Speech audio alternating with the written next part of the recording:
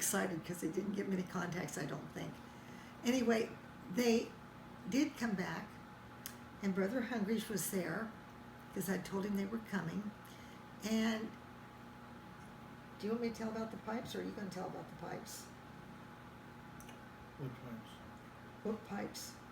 There's 7 Ellie's. Go ahead.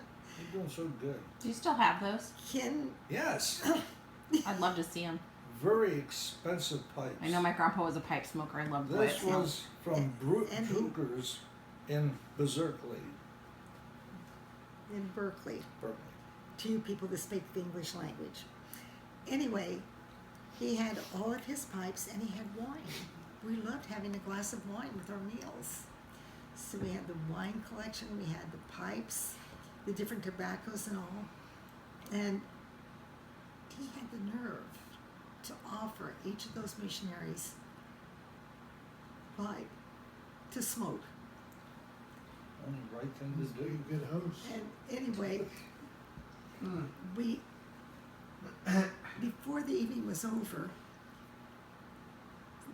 Ken committed to allow the missionaries to come back and give us the discussions, which they did. But I knew that I wanted the church. I knew it was true. I had a testimony of it before Ken had even thought of meeting with missionaries. But I knew I couldn't join the church because at that time they didn't want single women or married women joining the church without their spouse. So I cried a lot over that. I thought, if my children are going to grow up to be what they need to be, they're going to need to have something that we don't have right now. And it was really interesting seeing how things evolved, because as I would come to these conclusions, events would start to transpire. Things would happen. And the missionaries came back for their discussions, and Ken got upset because when it started, it was the missionaries sitting on one couch, and then Ken and I sitting on another couch, and I realized long before he did that the church was true, and I did go over to the other couch with the missionaries, which didn't make him happy. That was terrible. And Here, I gotta interrupt here. Listen, you invite these nice missionaries in. Here I am sitting with my wife, and the first time, and then the next time they come back, and there's one couch there, one couch here. I'm sitting here alone, and she's sitting with the missionaries. I said, I shaved, I don't smell bad, and things like that. What is going on here, you know? And I said, hey, come on over here. No, she says, I already know the church is true. Don't be too easy. And I told them that. I said, Joanne, don't be so easy. At least let's stay on the same team. You know? Anyway, that's the truth. But now we'd come to the time where the missionaries were going to ask the big question: will you be baptized? And Ken wasn't at that point yet. But that particular night, or the night that this happening happened, Ken was upstairs in bed, and I'd been crying because I wanted so to join the church, and it wasn't happening. And I went downstairs, and we had sliding doors like that in our family room. And I opened the door to the backyard, and just through the screen, I just said a prayer. I told Heavenly Father that I didn't know what to do, that our marriage was not going well. We had babies and all these expenses and everything. And I said, I need help. And if Ken doesn't come, I can't join the church. And I heard a voice as clear as the bell saying, don't worry, he'll come too. And I said, what? And the voice repeated, don't worry, he'll come too. And I thought, gosh, that's a miracle. And I went upstairs and I'm thinking, whose voice could that have been? Because I heard it so clearly.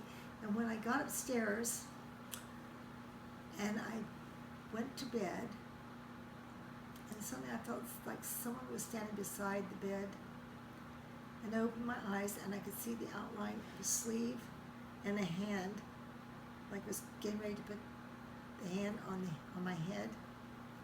And I didn't feel frightened at all, but I just suddenly had this complete reassurance that we would join the church.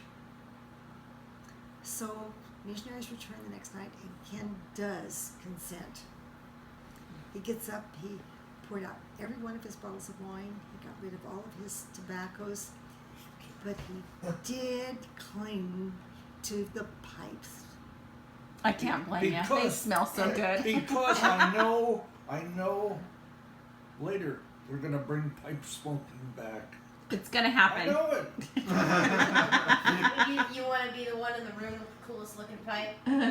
Oh yes. It's like, check it out, this one's from I 1986. mean, he had 7 Ellie's and he had meerschaums, and I don't know if you know what a meerschaum is, but it's a white carved pipe made out of a certain type of stone, and it has to be smoked just right, or it doesn't turn the amber color that you're wanting. But anyway, so he's now made the commitment to be baptized, and I had an episode before I had the twins and Brent that I was told by my gynecologist that I could never conceive. So I had stopped in the Catholic Church at that time, and I had made a prayer to Heavenly Father that if He gave me a child and it was a boy, I would raise it to be a priest. And I added a little add-on to it. I said, but you know how hard this will be for me because I don't believe in the Catholic Church, and I don't know of any other church that has priests. But I said, if you grant me children that are male, I will do my best to raise them to be faithful priests in the Catholic Church. And as Ken and I were getting ready to be baptized, suddenly that whole promise I'd made years before came back to me. And I realized, Heavenly Father really does love me. He has given me so much in the last few weeks that I never thought would happen. And as I'm getting ready to go in, Leah Pack, the lady that came to my house that night, said, I want to see you right after the baptism. And so I came out of the waters of baptism, and when I went in to change, Leah came in with me, and she said, sit down, I have to share this with you. And I said, what do you have to share with me? Everything's perfect. I mean, what more could you ask for? And she said, well, you don't know why I came over to your house that night. And I said, no, I don't know why. And she said, well, I came over to the house that night to let you know that I knew you were going to join the church. I said, how did you know that? And she said, I had been on the couch. She said, I had one of my migraines, and I laid down on the couch and took a nap. And she said, when I woke up, I was still feeling a little uneasy. So I reached over and got a magazine, and it was the latest issue of the Ensign magazine. And she said, when I opened it up to start reading it, your name, the page went all blank, and your name came out in huge black type. And she said, I folded it, threw it on the table, and thought, something's wrong with me. And she said, she repeated that 3 times totally, and each time my name would appear in big black letters. And from that point on, I have never doubted that this church is a true church, and I have never doubted that I was blessed with boys that will be raised in the right priesthood, and that our marriage will be a very special marriage.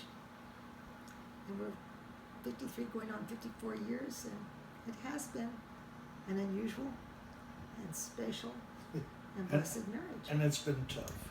And I just before he starts with the bad words, I just want to leave this with you as my testimony that this church is true, and I don't doubt it for a minute. And I knew Craig before he had hair, let alone gray hair. Yeah. Hey, I have